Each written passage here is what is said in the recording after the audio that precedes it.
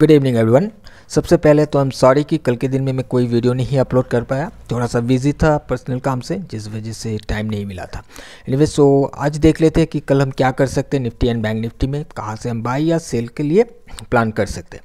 सो chart पर चलते हैं एंड उससे पहले आज का जो ट्रेड है वो मैं एक बार आपको दिखा देता हूँ। आज हमने 23,950 का जो पुट है उस पर एक ट्रेड बनाया था। यहाँ पर हमने एंट्री किया और इस वाले कैंडल पर यहाँ पर हमने इसको एग्जिट कर लिया था। बहुत बड़ा नहीं, 1:3 का ट्रेड किया है, छोटा सा एक ट्रेड है। एक्चुअल में मेरा जो प्लान था आज के लिए, आज का जो व्यू था वो लॉन्ग जाने का था, क्योंकि आज मॉर्निंग में मुझे एक ब्रेकआउट आया था प्राइस में। सो इसको मैं एक रिट्रेसमेंट के हिसाब से देख रहा था, और अगर ये रिट्रेसमेंट है तो प्राइस कहीं ना कहीं से प्राइस को ऐसे करके जाना चाहिए। और जहाँ पर मैंने एग्जिट किया इस जगह पर अगर आप देखोगे प्राइस यहाँ पर रुक रहा था, क्योंकि ये जो लैग था इस लैग पर आने के बाद यहाँ पर प्राइस रुकने की कोशिश कर रहा था। तो मुझे लगा शायद अब यहाँ पर सपोर्ट बिल्ड हो जाएगा। अगर सपोर्ट बिल्डअप होता है यहाँ से तो फिर हम लॉन्ग जाने की कोशिश करेंगे और एक अच्छा प्रॉफिट बनाने की कोशिश करेंगे, बट ऐसा हुआ नहीं है। प्राइस गिरते गिरते और भी नीचे आया है। यहाँ से एक बार बाउंस करने की कोशिश किया बट वो रिजेक्शन आया था और बहुत टाइम चला गया था उस वक्त, तो जिस वजह से फिर और कोई ट्रेड नहीं किया गया।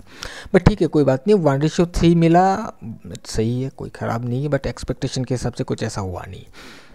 एनीवे अभी हम देख लेते हैं कि क्या कर सकते हैं कल के दिन। सो निफ्टी से स्टार्ट करते हैं, और निफ्टी में आज जो ब्रेकआउट में बोल रहा था वो यहाँ पर ये जो आप देख रहे हो कि कल 2-3 दिन से इस एरिया से बार बार प्राइस गिर रहा था, इस एरिया से बार बार सप्लाई हमें देखने के लिए मिल रहा था।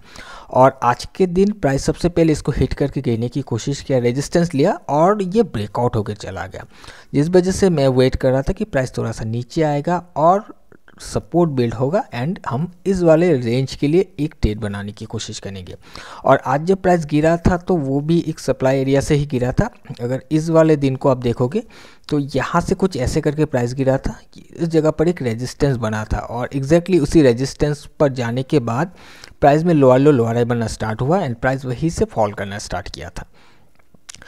अब हम कल के लिए अगर देखें तो यहाँ पर देखिएगा कि आज ये ब्रेकआउट किया है इस वाले रेजिस्टेंस का, 2-3 बार यहाँ पर हिट करके बार बार नीचे आ रहा था, और यहाँ पर एक सपोर्ट बना रहा था जिसको कल के दिन इस सपोर्ट को ऑनर करके बाउंस करके यहाँ क्लोज हुआ था।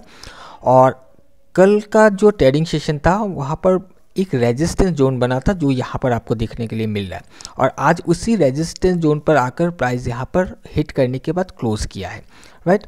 सो हमें अभी ये देखने के लिए मिल रहा है कि ये एक सपोर्ट पर है। निफ्टी आज के दिन सपोर्ट पर क्लोज हुआ है and higher high higher low बनाकर क्लोज हुआ है। आज का ओपनिंग भी आप कह सकते हो स्ट्रांग ही था, ऊपर गया, ब्रेकआउट हुआ, नीचे आया, रिट्रेस करके आया, एंड ये जो कल के दिन में जो रेजिस्टेंस बन के गिरा था उसके ऊपर जाकर अब रेजिस्टेंस को सपोर्ट बनाने की कोशिश हो रहा है। सो इसको हिट करके 2 बार हिट करके प्राइस में बाउंस हुआ है और छोटा सा माइनर सा एक स्ट्रक्चर को भी ब्रेक करके बैठा हुआ है। सो अगर प्राइस इस जोन के ऊपर हमें कंफर्मेशन देता है, ये इंपॉर्टेंट रहेगा हमारे लिए। इसके ऊपर अगर कोई भी कंफर्मेशन हमें मिलता है तो हम लॉन्ग जाने की ही कोशिश करेंगे, इस टारगेट का चेस करते हुए चल सकते हैं।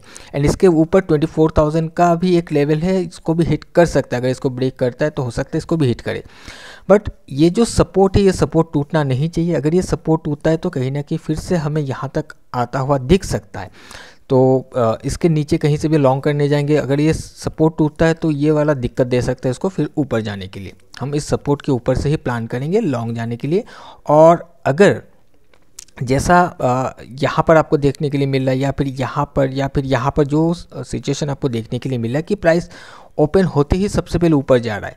अब मान लेते हैं यहाँ कहीं ओपन होके प्राइस एकदम से ऊपर चला गया और इस जोन को हिट करने के बाद, ये जो रेजिस्टेंस जोन है इसको हिट करने के बाद प्राइस में फिर से लोअर लो बनना स्टार्ट होता है, ये रिजेक्शन लेना स्टार्ट करता है यहाँ से, तो फिर वहाँ से हम डाउन साइड के लिए प्लान कर सकते हैं। कहीं ना कहीं ये जो भी लास्ट बेस बना हुआ है इस बेस का टारगेट लेते हुए हम एक ट्रेड बनाने की कोशिश कर सकते हैं डाउन साइड के लिए।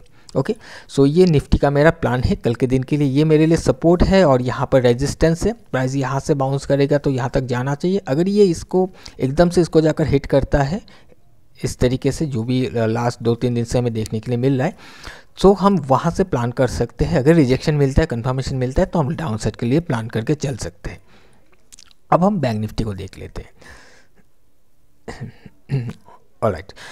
तो बैंक निफ्टी में कल के दिन ही इसने इस वाले स्ट्रक्चर को ब्रेक करके ऊपर एक हाई बनाया था, और इसी के साथ अगर आपको ध्यान है मैंने बताया था कि बैंक निफ्टी का यहाँ पर एक रेजिस्टेंस जोन है।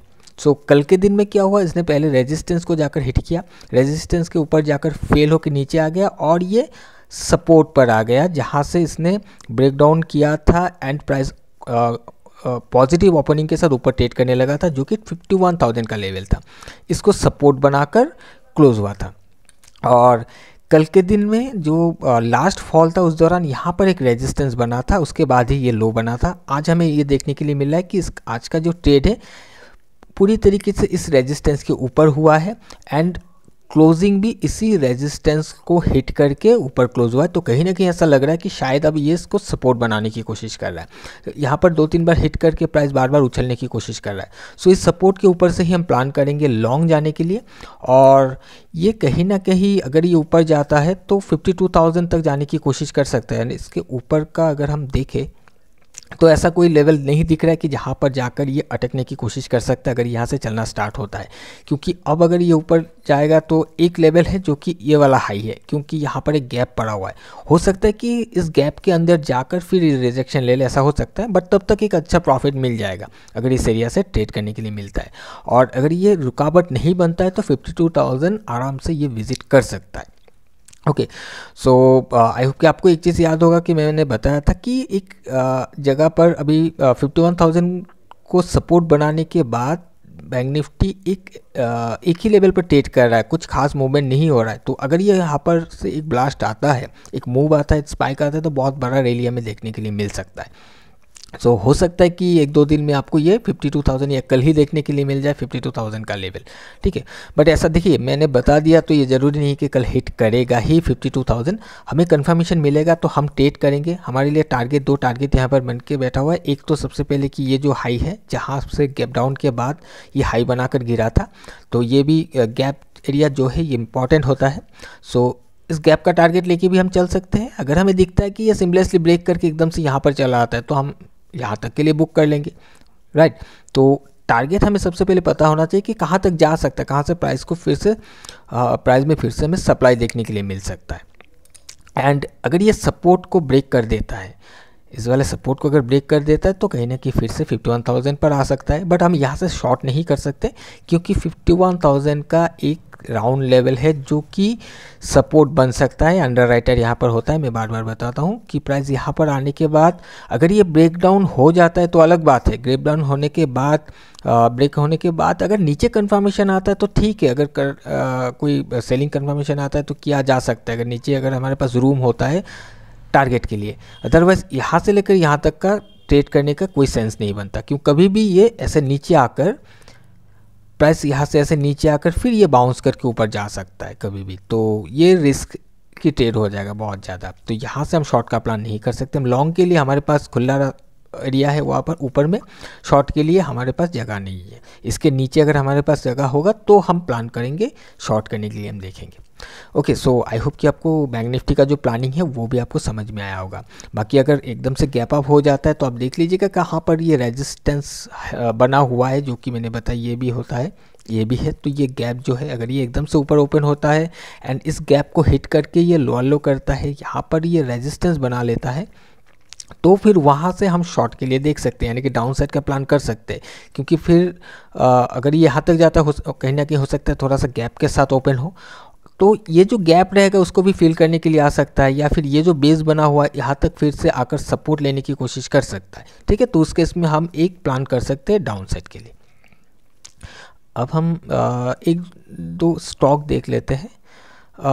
HDFC बैंक को आप देख सकते हैं कल के लिए लॉन्ग करने के लिए। तो HDFC बैंक 1797 का एक इम्पॉर्टेंट लेवल है जिसके बाहर जाकर क्लोज हुआ है, तो इसके ऊपर से प्लान किया जा सकता है लॉन्ग साइड के लिए। और अगर ये नीचे आता है तो ये लोअर लेवल पर जहाँ से ये सपोर्ट बिल्ड करके गया था, क्योंकि प्राइस का जो स्ट्रक्चर है इसको अगर आप देखोगे तो कुछ ऐसे करके ऐसे आया, ऐसे कुछ ऐसे करके नीचे आया था, फिर ऐसे लोअर लो लोअर हाई का स्ट्रक्चर था, ये एकदम से हाई बना गया, एक नया हाई बना गया, हायर हाई कर गया। सो हो सकता है कि प्राइस एक बार नीचे आकर इस वाले एरिया के आसपास आकर सपोर्ट बिल्ड करके फिर ये जाने की कोशिश करे, ऐसा भी हो सकता है। तो इसके इस लेवल का मतलब ये नहीं कि इसके नीचे हम शॉर्ट कर देंगे। प्राइस नीचे आता है तो यहाँ से भी ये प्राइस सपोर्ट लेके जा सकता है, और 1797 के ऊपर अगर सपोर्ट बिल्ड होता है उसके बाद भी किया जा सकता है। एंड भारती एयरटेल, सो भारती एयरटेल अपने एक सपोर्ट को हिट करके क्लोज हुआ है। तो यहाँ पर अगर आप आज के दिन को छोड़ के पिछले दिन को देखोगे या फिर थोड़ा सा एक दो दिन को अगर देख लोगे, यहाँ पर तो 1578 का एक लेवल है जहाँ पर प्राइस सपोर्ट लेने की कोशिश कर रहा था। इस जगह से प्राइस बाउंस कर रहा था, फिर प्राइस में हायर हाई स्टार्ट हुआ बनना। इस जगह पर जो एक स्ट्रक्चर था इसको ब्रेक करके आज के दिन नया हाई बनाया हुआ है। लास्ट ट्रेडिंग सेशन में यहाँ पर एक सपोर्ट बना था और ये सपोर्ट के आसपास आकर, सपोर्ट को टच किया नहीं है बट इसके आसपास आकर बाउंस किया, प्राइस थोड़ा सा गिर के आज नया हाई बना गया और इस एरिया पर एक नया सपोर्ट डेवलप करके गया था। ठीक है, सो आज के दिन प्राइस ऊपर से जब नीचे गिर कर आया, इसी सपोर्ट को हिट करने के बाद प्राइस में एक बाउंस हमें देखने के लिए मिल रहा है और एक माइनर सा जो स्ट्रक्चर है उसको भी ब्रेक करके बैठा हुआ है। तो इस जोन के ऊपर अगर कोई कंफर्मेशन मिलता है तो हम जा सकते हैं लॉन्ग साइड के लिए भारती एयरटेल में। एंड नेस्ले को भी देख सकते हैं। नेस्ले में 2147 का एक इम्पॉर्टेंट लेवल है जहाँ पर सपोर्ट बना हुआ है। बार बार प्राइस इस जगह से उछल रहा है, हिट करते ही प्राइस उछल रहा है और आज के दिन प्राइस यहाँ पर उछलने के बाद आज के दिन प्राइस में थोड़ा सा पॉजिटिविटी देखने के लिए मिल रहा है। तो यहाँ पर ये जो जोन आप देख रहे हो ये ही इम्पॉर्टेंट रहेगा कि प्राइस इसके ऊपर से ही सपोर्ट बिल्ड होना चाहिए, तभी जाकर हम इसको लॉन्ग जा सकते हैं। अगर ये इसको ब्रेक कर देता है तो कहीं ना कहीं फिर से प्राइस यहाँ तक आता हुआ हमें दिख सकता है, क्योंकि इसके नीचे कोई सपोर्ट और है नहीं जो कि ये वाला लेवल है, इसके लिए फिर से सपोर्ट बन सकता है। हो सकता है कि ये ब्रेक हो जाए, तो हम लॉन्ग का अगर प्लान करके चल रहे तो हमारे लिए ये जोन इम्पॉर्टेंट है, इसके ऊपर से ही हम देख सकते हैं। अगर मैं आपको इसका डेली चार्ट को दिखाऊं तो आपको एक चीज़ दिखेगा कि प्राइस बहुत ज़्यादा नीचे ट्रेड कर रहा है, राइट। और इस जगह पर प्राइस काफ़ी दिनों से एक ही एरिया पर ट्रेड कर रहा है। अगर आप इस वाले रेड कैंडल को देखोगे, इस रेड कैंडल के अंदर ही प्राइस ट्रेड कर रहा है। इसके लोअर लेवल पर हिट कर रहा है, बाउंस कर रहा है, हिट कर रहा है, बाउंस कर रहा है, इसके बाहर नहीं जा पा रहा है। ठीक है, सो अब ऐसा लग रहा है कि शायद ये अपर लेवल तक जाने की कोशिश करे, क्योंकि यहाँ पर अभी सेलिंग जो है वो भी घटता हुआ नज़र आ रहा है। सो अगर ऐसा है तो जाना चाहिए प्राइस को अप डायरेक्शन में। देखिए क्या होता है। अभी एक्सपेक्ट तो ये कर रहे हैं कि प्राइस अभी 2194 या 2200 तक ये सबसे पहले जाने की कोशिश करे। अब मैं 2194 का लेवल में लेके चल रहा हूँ, क्योंकि ये वाला कैंडल और ये वाला कैंडल के बीच का जो ये गैप है ये वाला कैंडल ने बनाया हुआ, तो ये सबसे पहले विजिट होना चाहिए। सो देख सकते हैं नेस्ले को, एंड ये दो स्टॉक ही आप देख सकते हो कल के लिए।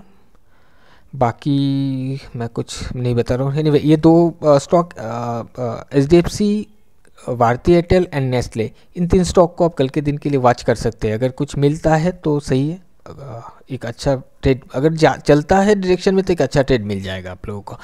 ओके, सो आई होप कि आपको समझ में आया होगा क्या प्लानिंग है मेरा, या फिर स्टॉक का कैसे मैंने एनालाइज करके आपको बताया है। मैंने आपको बता भी दिया कौन सा क्या लेवल है। ऐसा नहीं कि उसी लेवल पर आते ही आप बाई या सेल कर लो, आप अपने हिसाब से भी एनालाइज कर लीजिएगा, क्योंकि ये जैसे एक एजम्पशन है आज के मार्केट को देखते हुए। कल ज़रूरी नहीं है कि कल मार्केट उसी को रिस्पेक्ट करेगा ही, प्राइस आकर ही बाउंस कर जाएगा, उसे कंफर्म करना पड़ेगा। प्राइस यहाँ पर आकर कंफर्मेशन देगा तब जाकर हम कुछ एक्शन लेंगे, अदरवाइज़ नहीं। तो आप अपने हिसाब से एनालाइज ज़रूर से कीजिएगा। कोई ट्रेड लीजिएगा, अगर कोई लॉसेस होता है तो वहाँ पर मेरा रिस्पॉन्सिबिलिटी नहीं रहेगा, ये चीज़ ध्यान में रखना। एक डिस्क्लेमर है, ये जस्ट एजुकेशनल पर्पस के लिए मैं ये वीडियो बना रहा हूँ, आपको ये दिखाने की कोशिश कर रहा हूँ। ओके, सो फ्रेंड्स आज के लिए इतना ही। हम मिलेंगे किसी और एक नए वीडियो में। Till then bye bye.